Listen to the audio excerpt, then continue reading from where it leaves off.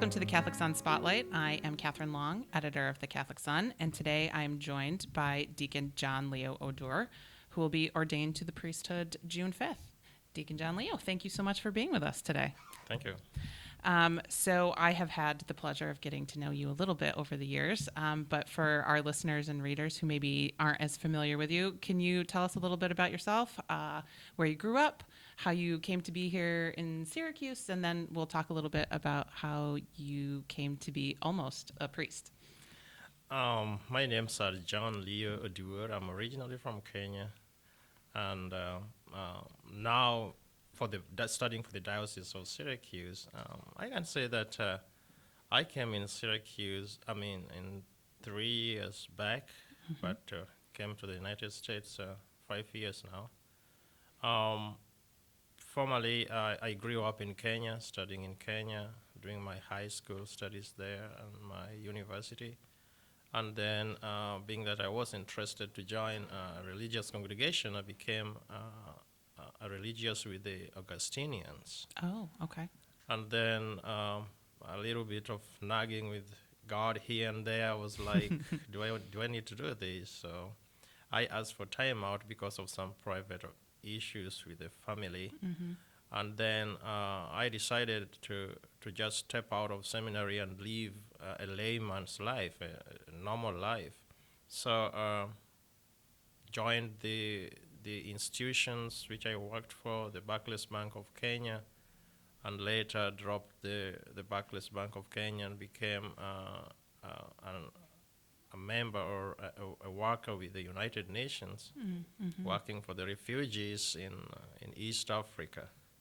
So it was by then that I was serving the refugees, the depressed, physically challenged, those who were after war traumas, And then I was doing it, and I saw that I was asking myself, really, I like doing this, but I think I'm still missing something. Mm. And I realized that my vocation was so strong, and I was still being called to do what I was doing as a priest. So I decided to join the Dominican Missionaries for the Deaf. They are the ones who brought me to the United States, studying for them down in Missouri at Aquinas Institute of Theology.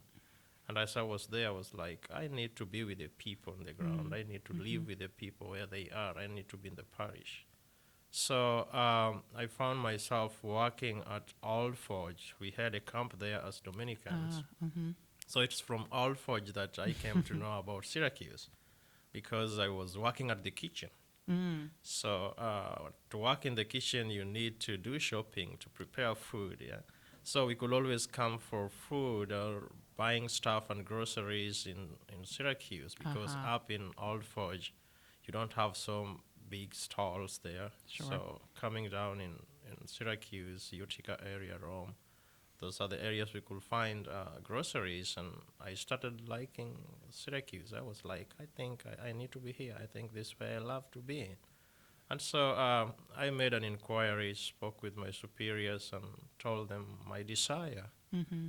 And they were not happy about it, but I insisted and continued speaking about it with them, and with communication with the vocational director here. Things worked out, and that's how I got myself in Syracuse. Oh, well, we're so glad you're here. We're Yeah, so glad thank you you. wound up here. So you've been discerning a call to a religious life for quite some time. What feels different about this? You were serving in a couple of different orders, but now you're going to be a diocesan priest. Mm-hmm. What about that makes you know that you found your true vocation?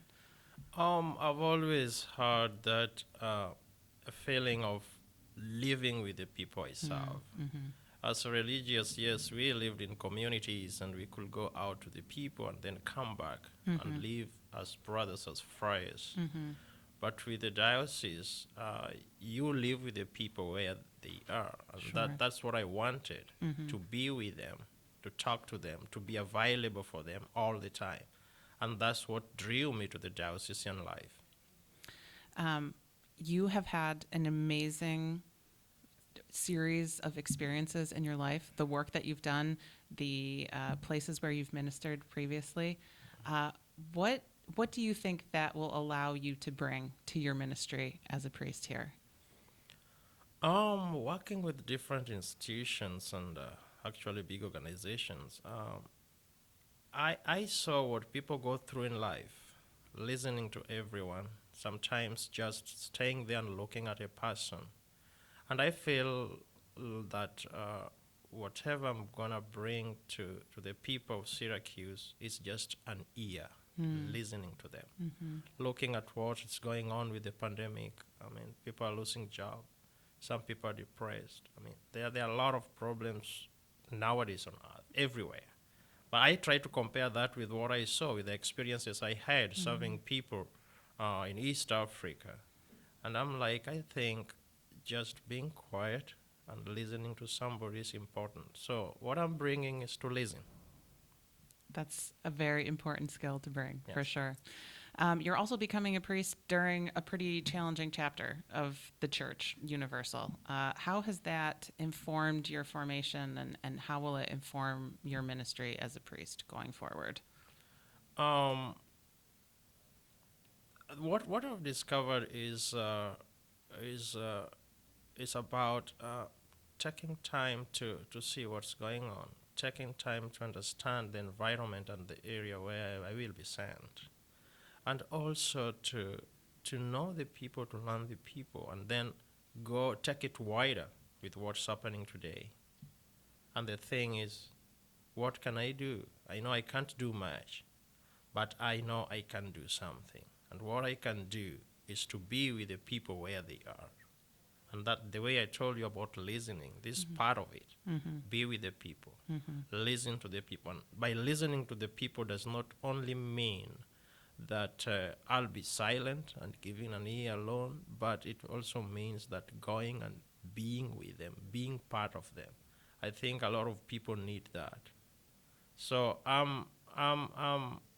I understand this as a time that we should understand fully each other. I understand this as a way to also communicate with God, just in silence, just in prayer, just bringing people back to Him, and just letting people know that sometimes silence and listening can also, bring our life to a betterment. So, as a priest, I think wherever I will be sent, I will be with the people. I will listen to them. We will be together. I'll go deep in them, learn and understand them, and just pray with them. That's beautiful. Is that the part of your ministry you're looking forward to the most, or is there some specific aspect of the priesthood that you're looking forward to in a couple weeks down the road? The part I'm looking forward most is saying Mass, just to bring the holy body and the blood of Christ to the people. Saying Mass just to bring each and every person closer to God. Asking Jesus to open our hearts to experience Him just as a group, not as an individual, and to open up the Word, to know what the Word is saying to us, to know what God is speaking to us.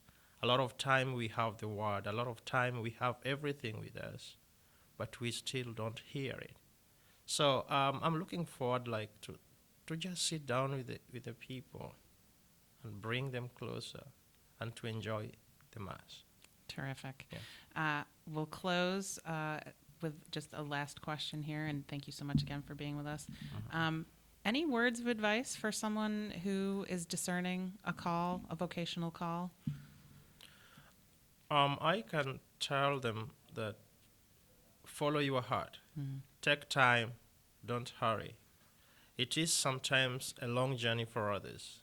I joined my first time the seminary in 2005. It has been like 15, 16 years being in that life, trying to discern to be with God, to be a priest. So it sometimes takes time.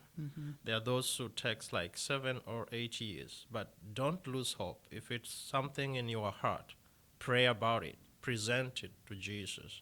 Avail yourself for adoration, read all these spiritual books.